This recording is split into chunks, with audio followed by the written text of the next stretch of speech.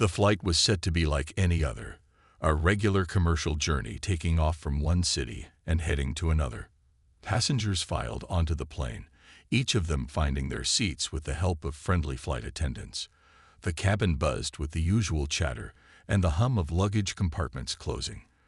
Among all the passengers, there was a boy, maybe around 10 years old, sitting by the window. He was traveling alone, which wasn't unusual in itself, but there was something about this boy that made the flight attendants feel uneasy.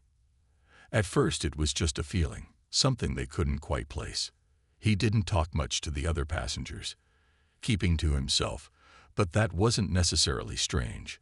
Some kids prefer to stay quiet, especially when they're traveling alone. However, as the plane took off and the crew moved up and down the aisles, checking on everyone, they couldn't help but notice how still the boy remained. He never really moved, never looked around or smiled at anyone, even when the attendants greeted him. His eyes, though, were different, sharp, observant. Every time a crew member walked past, his gaze followed them with an intensity that made them pause for a second.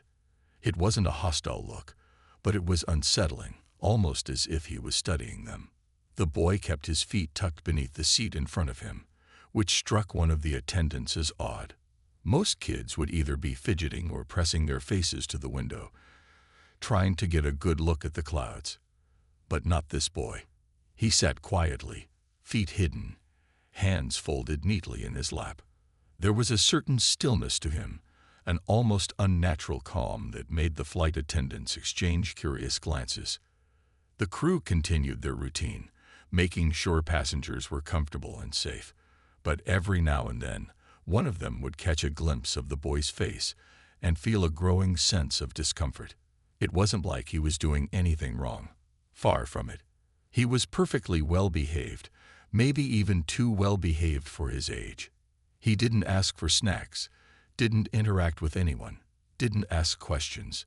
He just sat there, staring out the window with those watchful eyes. It was a quiet moment when one of the flight attendants, Sarah, walked past the boy and saw something she hadn't noticed before. His feet, tucked under the seat, had shifted slightly, and she could see them now. They were bare, but what caught her off guard was their appearance. They didn't look normal. They seemed a little too large for his small frame, swollen and oddly shaped. There were faint markings on his skin, which seemed out of place. It was a subtle detail, but it triggered a reaction in Sarah that she couldn't shake. She continued her walk down the aisle, but couldn't help but glance back toward the boy's seat. Something didn't feel right. She tried to ignore the feeling, telling herself it was just her imagination. But the unease lingered in the air, a subtle but undeniable tension that spread throughout the crew. As the flight went on, every member of the team couldn't help but feel like they were missing something. Something important about the boy. He was still sitting there, calm, quiet, and now, a little too mysterious for their liking. As the plane cruised through the sky, the crew couldn't shake the feeling that something was wrong. It wasn't just the boy's behavior, but the strange sense of urgency that seemed to fill the cabin. It was almost as if they were being watched, and not just by a curious child. The air felt heavy, thick with a silent, unspoken concern. They couldn't ignore it any longer. The tension was building, and the crew began to wonder, what was going on with this boy? As the flight continued on its way, the strange feeling that had been lingering in the air seemed to grow stronger. The boy, still seated by the window, had not moved from his position. He hadn't interacted with anyone since the moment he boarded, and the flight attendants began to exchange subtle glances, each of them noticing the oddness in his behavior. One of the crew members, Laura, had been serving drinks to passengers when she noticed the boy again. This time, she saw him more clearly. He wasn't playing with any toys, he wasn't reading a book, and he wasn't looking out the window like most kids. Instead, he seemed to be completely still, staring out at the horizon with an odd intensity. His eyes didn't seem curious, like a child's would be, but more focused, almost as if he was deep in thought, like he was waiting for something. Laura felt a small chill run down her spine, but she quickly shook it off and moved on to the next row of seats. However, she couldn't stop thinking about him. What was it about the boy that was so unsettling? She had seen many children travel alone before, and none of them had made her feel this way. Most kids were nervous or excited, asking questions, talking to their fellow passengers, or fidgeting in their seats. But this boy was different. There was an unusual stillness about him, a quietness that seemed to fill the space around him. As the plane passed through the clouds, another flight attendant, Mark, also began to feel uneasy. He had been walking through the cabin, checking on the passengers, when his eyes met the boy's again. For a split second, the boy's gaze locked with his, and Mark felt an overwhelming sense of discomfort. It wasn't anything that the boy had said or done, but the intensity of the look felt almost unnatural. Mark quickly looked away, trying to focus on his duties, but he couldn't shake the feeling that something was wrong. It wasn't just the boy's behavior, it was the atmosphere around him. The boy had become a kind of focal point for everyone's attention, even though no one was speaking directly to him.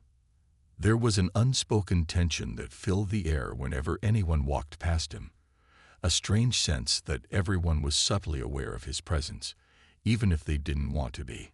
As the flight continued, Sarah, the first attendant to notice something strange about the boy, began to feel more and more anxious. She kept her distance, not wanting to stare at him, but she couldn't help herself. Every time she looked in his direction, she noticed that he was still sitting perfectly still, as if he had no interest in anything happening around him. His feet, which had been tucked under the seat, were now in plain view again.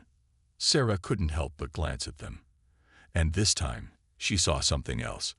There were small, strange marks on the boy's feet, marks that didn't look like anything she had ever seen before.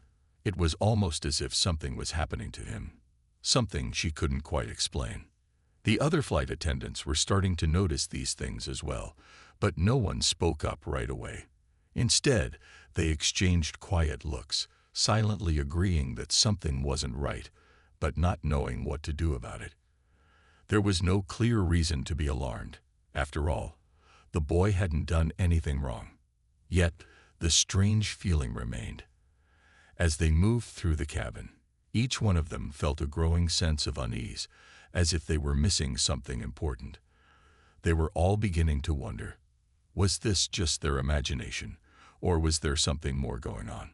What was it about this boy that made everything feel so strange? As the minutes ticked by, the flight crew found themselves increasingly distracted by the boy.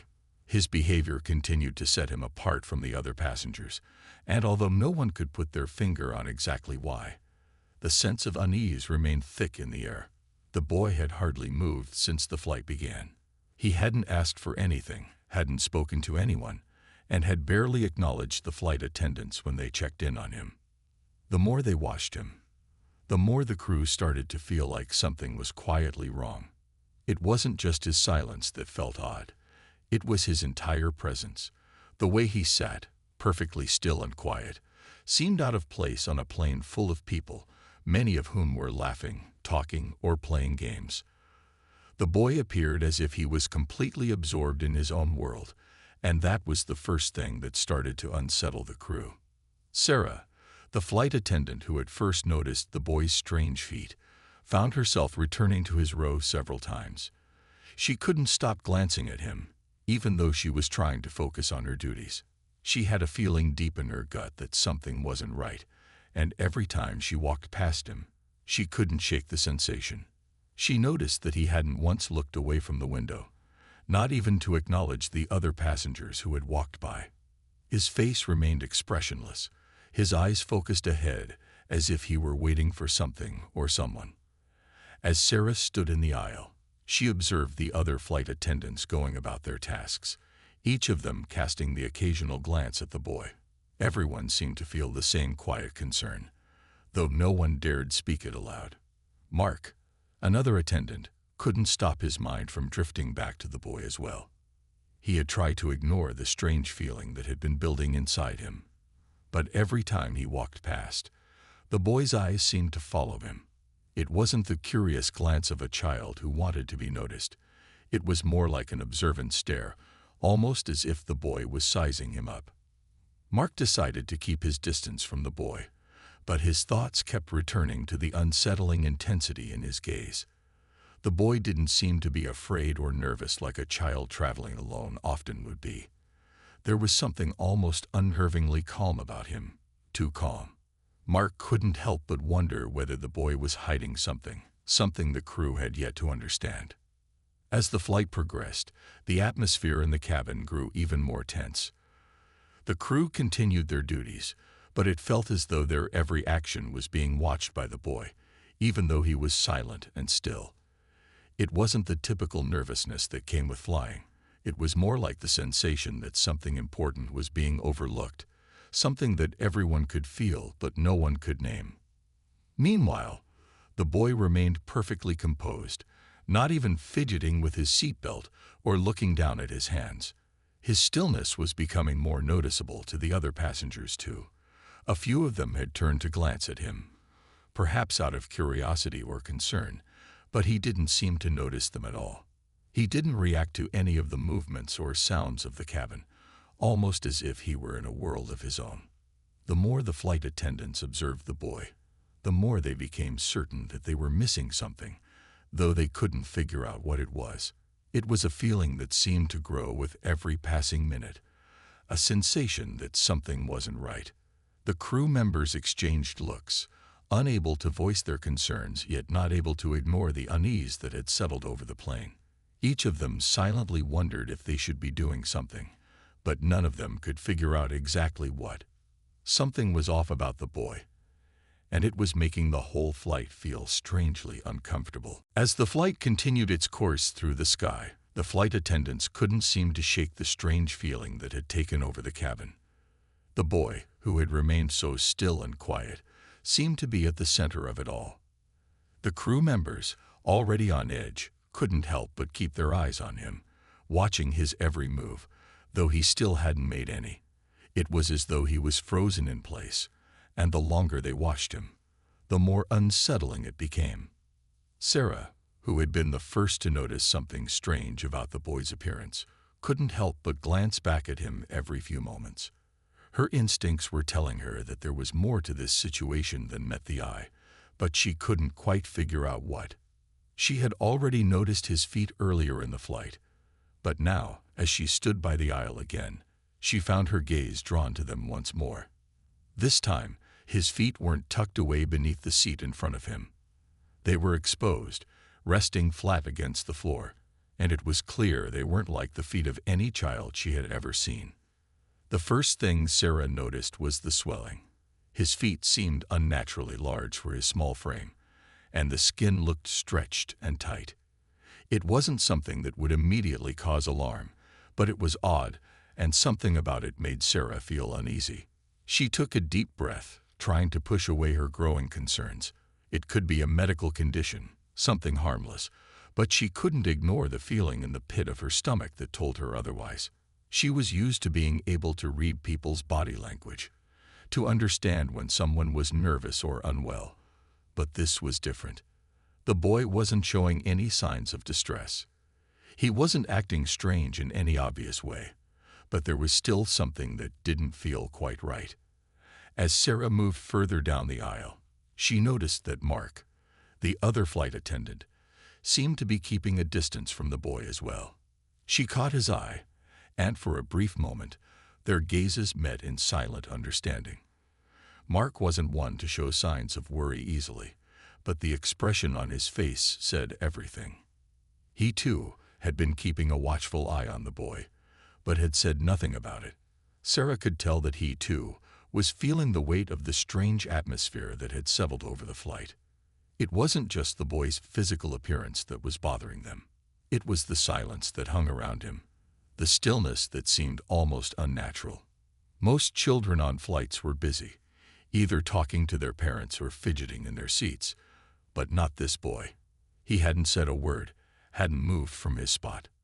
His eyes were fixed on the window, his hands folded neatly in his lap.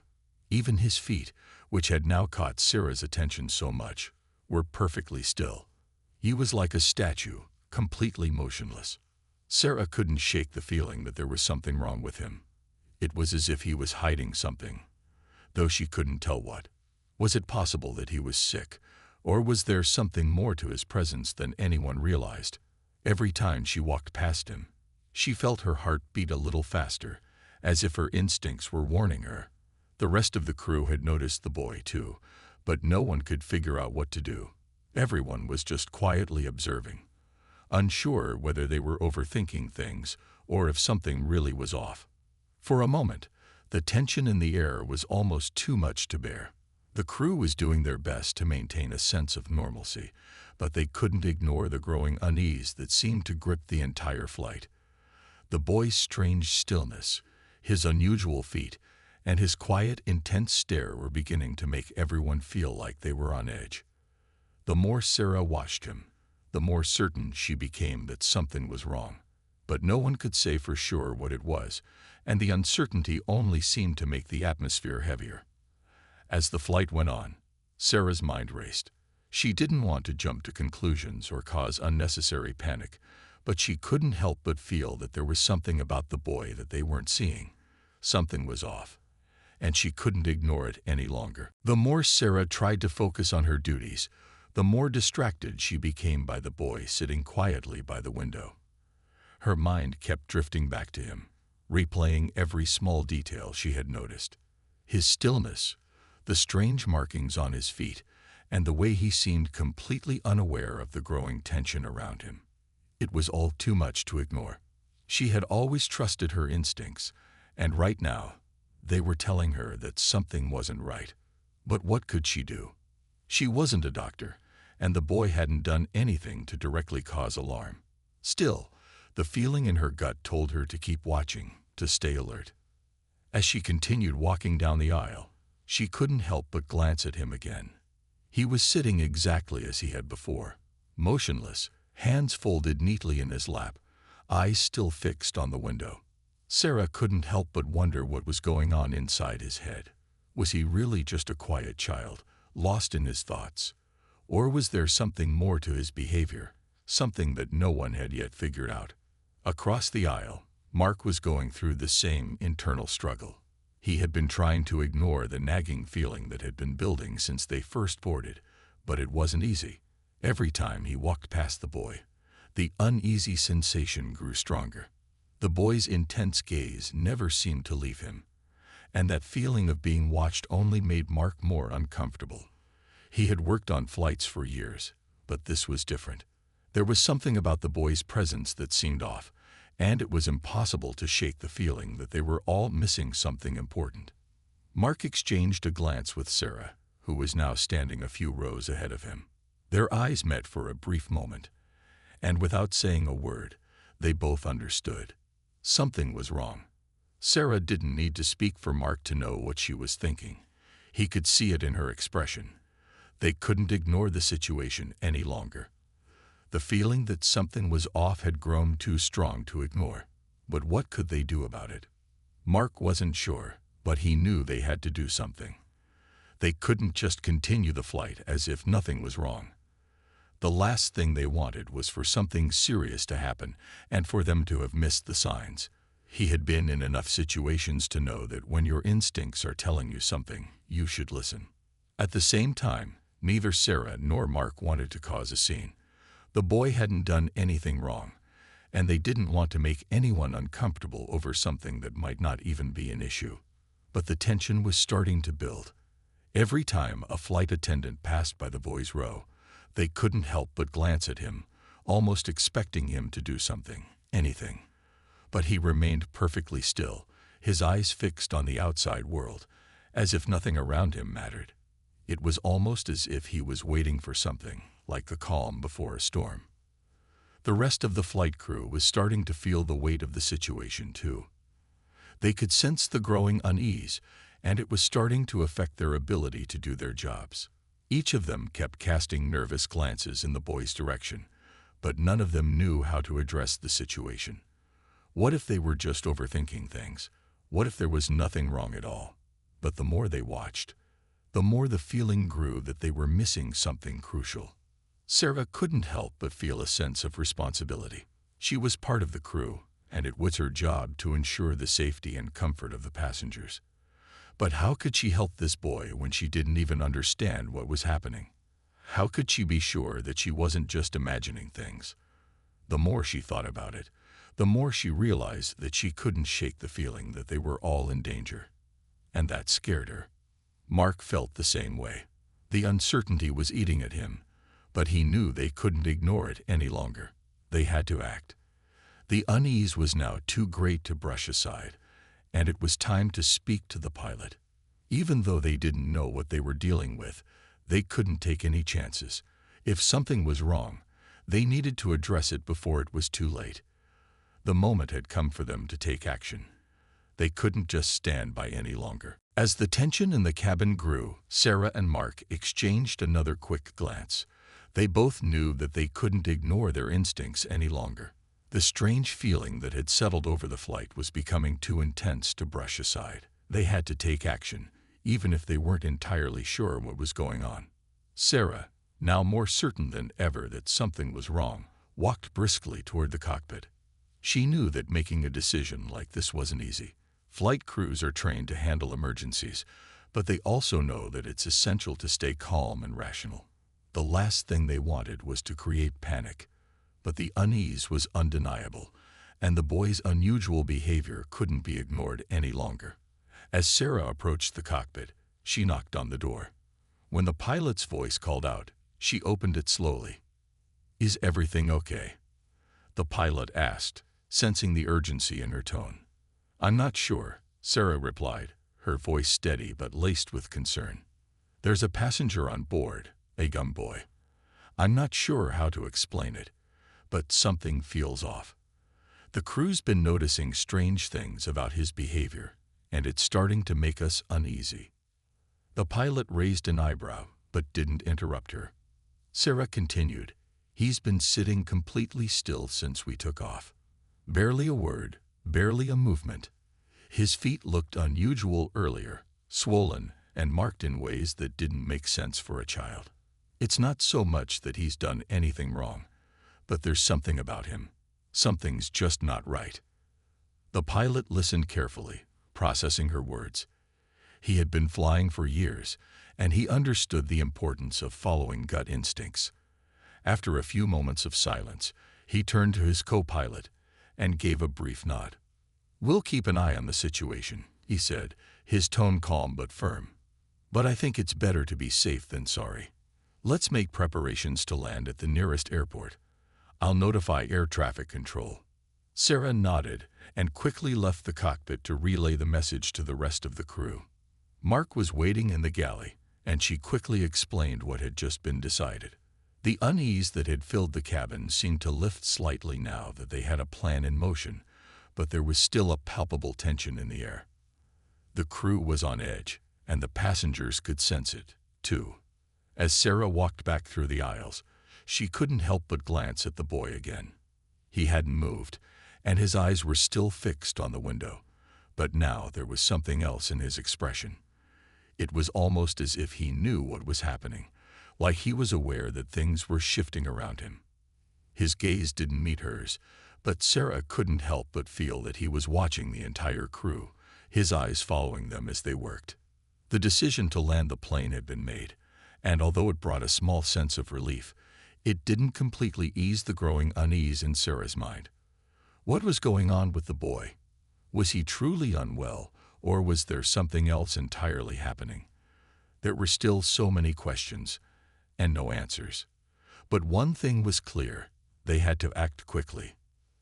As the flight began its descent toward the nearest airport, the crew worked in coordination, preparing the cabin and making sure everything was in order for the unexpected landing. The other passengers, blissfully unaware of the tension building around them, sat calmly in their seats, watching the flight attendants move with a sense of purpose. But to Sarah and Mark, it felt like everything was happening in slow motion. They could still feel the weight of the boy's presence in the back of their minds. The plane touched down smoothly, but even as the wheels met the runway, Sarah couldn't shake the feeling that something was about to happen. It wasn't just about the landing. It was about what was going on with the boy, What was going to unfold next? She couldn't explain why, but deep down, she knew that the situation was far from over. And the truth about the boy, whatever it was still just out of reach. The plane touched down with a smooth, controlled descent, but the atmosphere inside the cabin remained tense. Sarah and Mark worked quickly, guiding passengers through the necessary procedures for the unexpected landing. The pilots had already alerted air traffic control, and ground staff were preparing to meet the plane at the gate, ready to assist.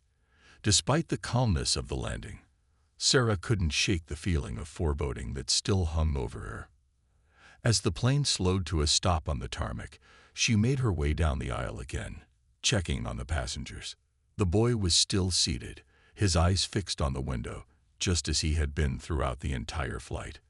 No sign of movement, no change in his expression. It was almost as if he wasn't even aware of what was happening around him. Sarah's unease grew once more.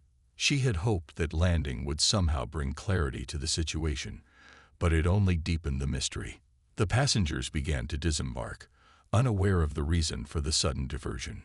Most of them went about their business, talking amongst themselves or hurrying to gather their things. But Sarah couldn't let go of the boy. As the last of the passengers exited the plane, she found herself standing by his seat once again. She hesitated for a moment, wondering whether she should say something, ask if he was feeling all right, or if there was anything she could do for him. But the moment she made eye contact with him, she realized something she hadn't noticed before. His expression hadn't changed, but now his eyes were different, darker, more focused. It wasn't the same childlike curiosity or blankness she had seen earlier. It was as if he had been waiting for this moment, waiting for the plane to land. She didn't know what it was, but something in the way he looked at her sent another chill down her spine. It was a look that didn't belong on the face of a young child, a look that felt older, as if he had knowledge far beyond his years. Sarah stood frozen for a moment, torn between the impulse to leave and the desire to understand what was happening. But before she could say anything, the boy slowly turned his head and gave her a faint smile. It wasn't a warm or comforting smile. It was more like a knowing one, as though he understood something she didn't. Then, as quickly as it had appeared, the smile faded, and his eyes returned to the window. Sarah felt her heart skip a beat. She had always prided herself on being able to handle situations calmly and rationally, but this was different. There was no clear reason to be afraid, but the boy's actions, his stillness, his unexplainable demeanor, were too unsettling to ignore. At that moment, the cockpit door opened and the pilots came out, followed by the head of ground staff, who had been waiting outside the plane. Sarah quickly explained the situation, her voice still steady but tinged with concern. She told them everything she had observed, from the boy's strange behavior to the unsettling marks on his feet, and, of course, the odd feeling that had grown stronger as the flight went on. The ground crew looked at each other, uncertain of how to proceed. "We'll need to call the authorities," the head of ground staff said after a long pause.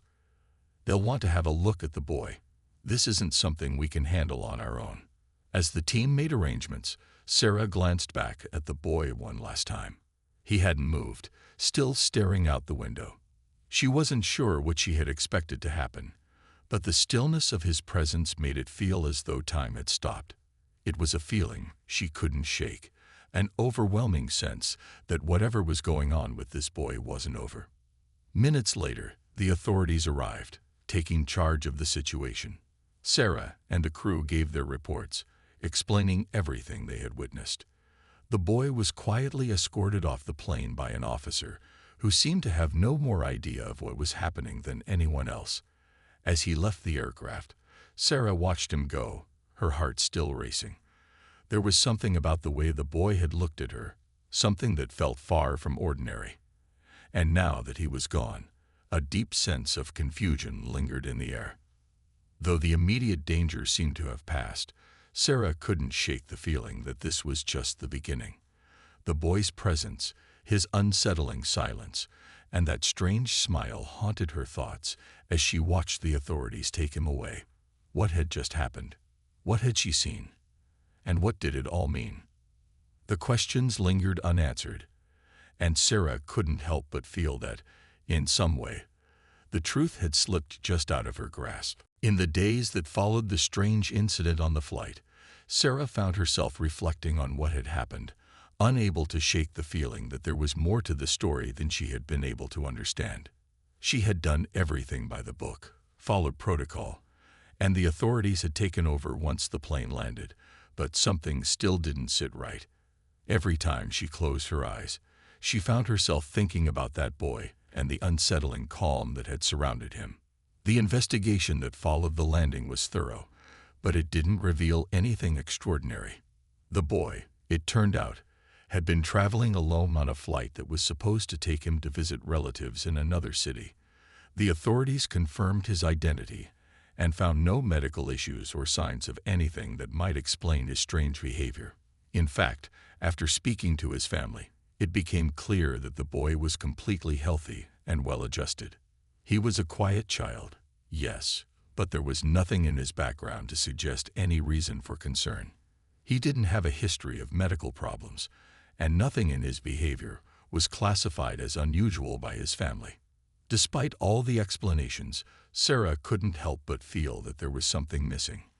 The boy's strange stillness, his odd smile, and the way he seemed to be aware of everything happening around him, all of it felt off. And then there was his feet, the marks that had been so abnormal. Sarah had seen many things during her time as a flight attendant, but this felt different. It wasn't just the behavior of one child. It felt like something larger, something that no one was acknowledging.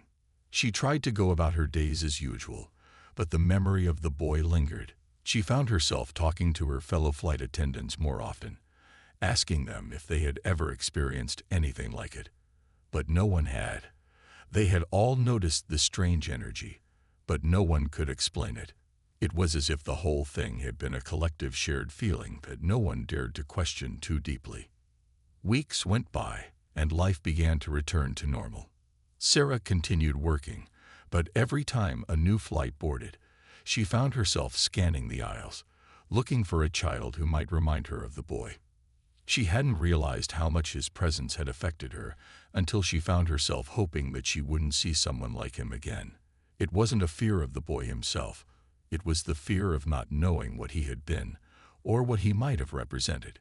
It was the uncertainty of having witnessed something that no one seemed to want to explain. Then, one evening, Sarah received a phone call. It was from the authorities. The boy had disappeared. After the investigation, he had been placed with his relatives, but there were no records of him ever arriving.